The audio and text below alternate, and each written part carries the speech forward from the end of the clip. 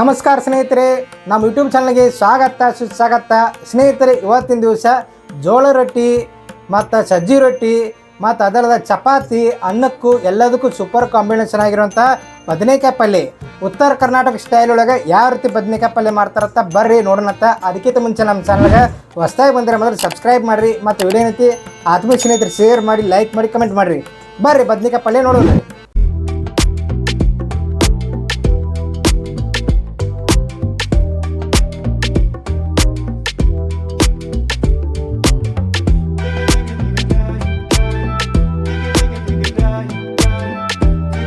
ಇದು ನೋಡ್ರಿ, ಒಂದು ಪಾವು ಕಿಲೋ ಆಗುವಷ್ಟು ಬದ್ನಿಕಾಯಿ ತೊಗೊಂಡಿನಿ. ಉದ್ದ ಬದ್ನಿಕಾಯಿ. ಈ ಬದ್ನಿಕಾಯಿ ಏನಂತಿರಲ್ಲ ಒಂದು ಸ್ವಲ್ಪ ಸಣ್ಣ ಉಳ್ಕೊತೀನಿ ರೀ. ಸಣ್ಣ ಉಳ್ಕೊಂಡು ನೀರನ್ನೇ ಹಾಕೊಂಡು ತೊಳ್ಕೊಂಬರ್ತೀನಿ ಸ್ನೇಹಿತರೆ. ನೋಡ್ರಿಗ ಇದನ್ನು ಬದ್ನಿಕಾಯಿ ನೋಡ್ರಿ ಈ ರೀತಿ ಉಳ್ಕೊಂಡಿನಿ. ಒಂದು ಪಾವು ಕಿಲೋ ಆಗುವಷ್ಟು ಒಂದು 4-5 ಬದ್ನಿಕಾಯಿ ಇದ್ದಿರಲ್ಲ ಈ ರೀತಿ ಉಳ್ಕೊಂಡಿನಿ. ನೀವು ಬೇಕಾದ್ರೆ ಇದಕ್ಕಿಂತ ಸಣ್ಣ ಬೇಕಾದ್ರೆ ಉಳ್ಕೊಬೋದು ನೋಡಿರಿ. ಮತ್ತು ಉದ್ದ ಉಳ್ಕೊಬೋದು ಸ್ನೇಹಿತರೆ. ಈಗ ಇದನ್ನು ಚೆನ್ನಾಗಿ ತೊಳ್ಕೊತೀನಿ ರೀ.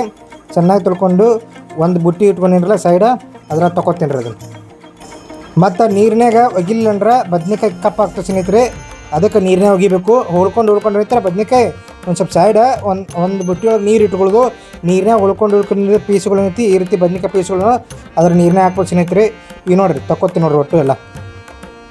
ಈಗ ನೋಡಿರಿ ಬುಟ್ಟಿ ಒಟ್ಟು ತೊಗೊಂಡಿನಿ. ಈಗ ಬದ್ನಿಕಾಯಿ ಒಗ್ಗರಣೆ ಹಾಕೊಂಡ್ರಿ. ಈಗ ಸ್ನೇಹಿತರೆ ನೋಡ್ರಿ, ಈಗ ಬರ್ಸನ್ ಚಾಲು ಮಾಡ್ಕೊಂಡಿನಿ. ಬದ್ನಿಕಾಯಿ ಒಗ್ಗರಣೆ ಹಾಕೊಳ್ಳೋ ಸಂಬಂಧ ಬರ್ಸನ್ ಚಾಲು ಮಾಡ್ಕೊಂಡ್ರಿ. ಪಾತ್ರೆ ಇಟ್ಕೊಂಡಿನಿ. ಈಗ ನೋಡಿರಿ ಒಂದು 2-3 ಸ್ಪೂನ್ ಆಗುವಟ್ಟು ಎಣ್ಣೆ ಹಾಕೋತೀನಿ ರೀ. ಈಗ ಮೊದಲು ಯಾವುದೇ ಒಗ್ಗರಣೆ ಹಾಕೋರೆ ಅಡುಗೆ ಎಣ್ಣೆ ಬೇಕು ರೀ. ನೋಡಿರಿ ಎಣ್ಣೆ ಹಾಕೊಂಡಿನಿ, ಅಡುಗೆ ಎಣ್ಣೆ. ನೀವು ಬೇಕಾದ ಅಡುಗೆ ಎಣ್ಣೆ ಕೂಡ ಹಾಕೋಬೋದು. ಈ ಎಣ್ಣೆ ಒಂದು ಸ್ವಲ್ಪ ಕಾಯಿಲ್ರಿ. ಈಗ ಸ್ನೇಹಿತರೆ ಸಾಸಿವೆ, ಜೀರಿಗೆ 1 ಟೀ ಸ್ಪೂನ್ ಆಗೋಟ್ಟು ಜೀರಿಗೆ ಹಾಕೊಳ್ಳೋದು. ಈರುಳ್ಳಿ ಮತ್ತು ಕರಿಬೇವ ಈಗ ಒಂದು ಸ್ವಲ್ಪ ಎಣ್ಣೆ ಫ್ರೈ ಮಾಡ್ಕೊಂಡ್ರಿ. ಈಗ ನೋಡಿರಿ ಸ್ವಲ್ಪ ಫ್ರೈ ಆಗೈತಿ. ಮೊದಲು ನೋಡಿರಿ ಟೊಮೆಟೊ ಹಾಕೋತೀನಿ. ಟೊಮೆಟೊ ಉಳ್ಕೊಂಡಿನಿ ಸಣ್ಣಂಗೆ, ಅದನ್ನು ಕೂಡ ಹಾಕೋತೀನಿ ರೀ.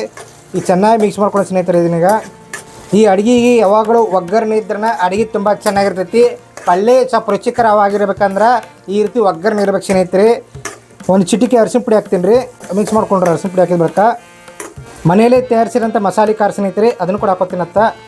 ಮತ್ತು ನಮ್ಮ ಉತ್ತರ ಕನ್ನಡ ಭಾಗದ ಸ್ನೇಹಿತರೆ ಮಸಾಲೆ ಖಾರ ತಯಾರು ಮಾಡ್ಕೊತಾರೋ ಗೊರಳೆ ಚಟ್ನಿ ಅಂತ ಬರುತ್ತೆ, ಅದನ್ನು ಕೂಡ ಹಾಕೋತಾರೋ. ಅದನ್ನು ಹಾಕೊಂಡ್ರೆ ಬದ್ನಿಕಾಯಿ ಪಲ್ಯ ಸೂಪರ್ ಆಕೈತಿ. ಆ ಗೊರಳೆ ಚಟ್ನಿ ಯಾವ ರೀತಿ ಮಾಡೋದು ಅದನ್ನು ಕೂಡ ನಾನು ನಿಮಗೆ ತೋರಿಸ್ತೀನಿ. ನೀವು ಕಮೆಂಟ್ ಮಾಡಿದ್ರಂದ್ರೆ ರುಚಿಗೆ ತಕ್ಕಷ್ಟು ಉಪ್ಪು ಹಾಕೋತೀನಿ ರೀ. ಆಮೇಲೆ ಚೆನ್ನಾಗಿ ಮಿಕ್ಸ್ ಮಾಡ್ಕೊಂಡ್ರಿ. ಬೆಲ್ಲ ಹಾಕೋತೀನಿ ನೋಡಿ ಸ್ನೇಹಿತರೆ. ಸ್ವಲ್ಪ ಪ್ರಮಾಣ ಇಂಗು. ಅಡುಗೆ ಯಾವ್ದು ಹಿಂಗಿರ್ಬೇಕು ರೀ. ಹಿಂಗಿದ್ರೆ ಅಡುಗೆ ಒಂದು ಸ್ವಲ್ಪ ಟೇಸ್ಟ್ ಹಾಕತ್ರಿ. ಈಗ ಮತ್ತೆ ಮಿಕ್ಸ್ ಮಾಡ್ಕೊಂಡ್ರಿ. ಚೆನ್ನಾಗಿ ಫ್ರೈ ಮಾಡ್ಕೊಳ್ಳೋಂಥ ಬದ್ನಿಕಾಯಿ ಹಾಕೋತೀನಿ ನೋಡಿ ಸ್ನೇಹಿತರೆ.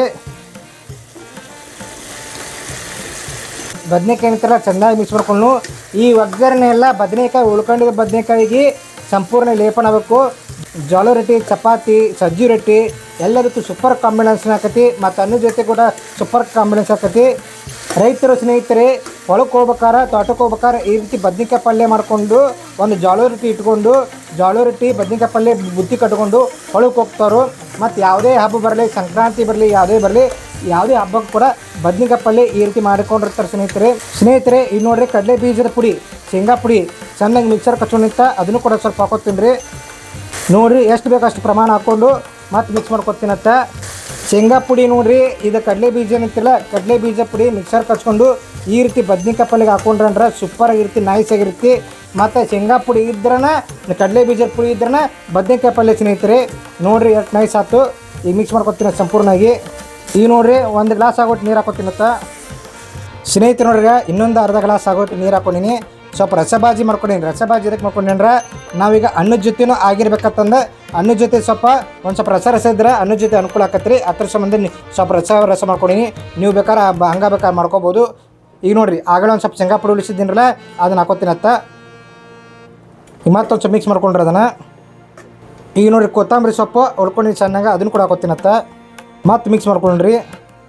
ಮತ್ತೊಂದು ಸ್ವಲ್ಪ ಸ್ನೇಹಿತರೆ ಇದೊಂದು ಸ್ವಲ್ಪ ಬಾಯಿಗೆ ಹಚ್ಕೊಂಡು ನಾಲಿಗೆ ಹಚ್ಕೊಂಡು ನೋಡ್ಕೊರಿ ಉಪ್ಪು ಖಾರ ಹೆಂಗೈತತ್ತ. ಬರುವತ್ತೆ ಟೇಸ್ಟ್ ಐತ್ರಿ. ಒಂದು ಸ್ವಲ್ಪ ಏನ್ರಿ ಕಡಿಮೆ ಅನಿಸ್ತಂದ್ರೆ ಮತ್ತು ಸ್ವಲ್ಪ ಉಪ್ಪು ಖಾರ ಹಾಕೋರಿ ಸ್ನೇಹಿತರೆ. ನಿಮ್ಗೆ ತಕ್ಕಂತೆ ಅಡುಗೆ ಪ್ರಮಾಣದಾಗ ನಿಮ್ಮ ಮನೆಯಲ್ಲಿ ಖಾರ ಉಪ್ಪು ಎಷ್ಟು ಸೇವನೆ ಮಾಡ್ತಾರೆ ಅದನ್ನು ನೋಡ್ಕೊಂಡು ಸ್ನೇಹಿತರೆ ಉಪ್ಪು ಖಾರ ಹಾಕೋರಿ. ಈಗ ಚೆನ್ನಾಗಿ ಮಿಕ್ಸ್ ಮಾಡ್ಕೊತೀನಿ ಇದನ್ನು ರೀ. ಮಿಕ್ಸ್ ಮಾಡ್ಕೊಂಡು ಇದನ್ನೊಂದು ಸ್ವಲ್ಪ ಕುದಿಯಾಕೆ ಬಿಡೋಣ್ರಿ. ಒಂದು ಸ್ವಲ್ಪ ಸ್ನೇಹಿತರೆ ನೋಡ್ರಿ ಬದ್ನಿಕಾಯಿ ಪಲ್ಯ ಸಂಪೂರ್ಣವಾಗಿ ಕುದ್ದೈತಿ. ಈಗ ಪಲ್ಯ ತಯಾರಿ ಐತ್ರಿ. ಈಗ ಒಂದು ಬುಟ್ಟಿಗೆ ಒಂದು ಬೌಲ್ಗೆ ಇದನ್ನು ಸರ್ವ್ ಮಾಡ್ತೀನಿ ರೀ. ನನಗೆ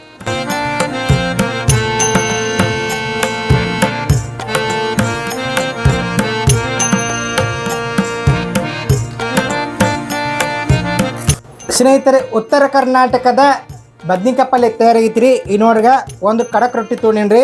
ಉತ್ತರ ಕರ್ನಾಟಕ ಅಂದ್ರೆ ಕಡಕ್ ರೊಟ್ಟಿ, ಜೋಳ ರೊಟ್ಟಿ ಸ್ನೇಹಿತರೆ. ಈಗ ಜೋಳ ರೊಟ್ಟಿ ನೋಡ್ರಿ, ಈಗ ಬದ್ನಿಕಾಯಿ ಪಲ್ಯ ಯಾವ ರೀತಿ ಐತೆ ಒಂದು ಸ್ವಲ್ಪ ಟೇಸ್ಟ್ ನೋಡ್ರಿ. ಈಗ ಜೋಳ ರೊಟ್ಟಿ ಮ್ಯಾಗ ನೋಡ್ರಿ, ಕಡಕ್ ಜೋಳ ರೊಟ್ಟಿ ಮ್ಯಾಗ ಬದ್ನಿಕಾಯಿ ಪಲ್ಯ ಏನೈತ್ರಿ ಹಾಕೋತೀನಿ ನೋಡ್ರಿ. ಈಗ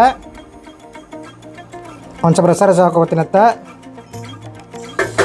ಇದ್ರ ಜೊತೆ ಸೈಡ್ ಒಂದು ಸ್ವಲ್ಪ ಕ್ಯಾರೆಟ್ ರೀ, ಒಂದು 2 ಪೀಸ್ 3 ಪೀಸ್ ಒಂದು 4 ಪೀಸ್ ಕ್ಯಾರೆಟ್ ತಗೋತೀನಿ ರೀ. ಅವು ಬೇಕು ರೀ. ಮತ್ತು ಸೌತೆಕಾಯಿ ಕೂಡ ಉಳ್ಕೊಂಡಿನಿ, ಅದನ್ನು ಕೂಡ ಹಾಕೋತೀನಿ ಅತ್ತ. ಮತ್ತು ನಮ್ಮ ಉತ್ತರ ಕನ್ನಡ ಭಾಗದಾಗ ಯಾವುದೇ ಊಟ ಇದ್ದರೂ ಉಳ್ಳಾಗಡ್ಡಿ ಈರುಳ್ಳಿ ಬೇಕು ರೀ, ಅದನ್ನು ಕೂಡ ಇಟ್ಕೊತೀನಿ ಅತ್ತ. ಈಗ ಇದನ್ನೊಂದು ಸ್ವಲ್ಪ ಟೇಸ್ಟ್ ನೋಡ್ರಿ. ಬದ್ನಿಕಾಯಿ ಪಲ್ಯ ಮತ್ತು ಕಡಕ್ ರೊಟ್ಟಿ ಹೆಂಗಾಗೈತೆ ಒಂದು ಸ್ವಲ್ಪ ಟೇಸ್ಟ್ ನೋಡ್ರಿ. ಮುರಿಯೋದು ಸೋನೆ ಬರ್ತಿ ಕೊಡುತ್ತಾ ನೋಡ್ರಿಗ. ತಿನ್ನು ನೋಡು ಹೆಂಗೈತಿ ಬದ್ನಿಕಾಯಿ ಪಲ್ಯ ರೀ.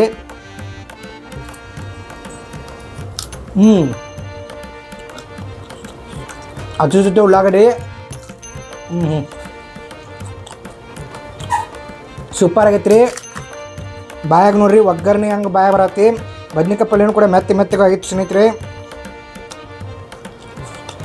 ಒಂದು ಸೌತೆಕಾಯಿ ನೋಡ್ರಿ, ಮಸ್ತ್ ಐತಿ. ನೀವು ಕೂಡ ಇದೇ ರೀತಿ ಬದ್ನಿಕಾಯಿ ಪಲ್ಯ ಮಾಡ್ಕೊಂಡು ಹೇಗಿರುತ್ತೆ ನಮ್ಗೆ ಕಮೆಂಟ್ ಮಾಡಿರಿ. ಈ ವಿಡಿಯೋ ಎಂಡ್ ಮಾಡ್ತೀನಂತ. ಈ ವಿಡಿಯೋ ಇಷ್ಟ ಆಗಿದ್ರೆ ಲೈಕ್ ಮಾಡಿರಿ, ಶೇರ್ ಮಾಡಿರಿ, ಕಮೆಂಟ್ ಮಾಡಿರಿ. ಮತ್ತೊಂದು ವಿಡಿಯೋದೊಂದಿಗೆ ನಾನು ಮತ್ತೆ ಬರ್ತೀನಂತ. ಎಲ್ಲರಿಗೂ ಹೃದಯಪೂರ್ವಕ ಧನ್ಯವಾದಗಳು. ನಮಸ್ಕಾರ ಸ್ನೇಹಿತರೆ.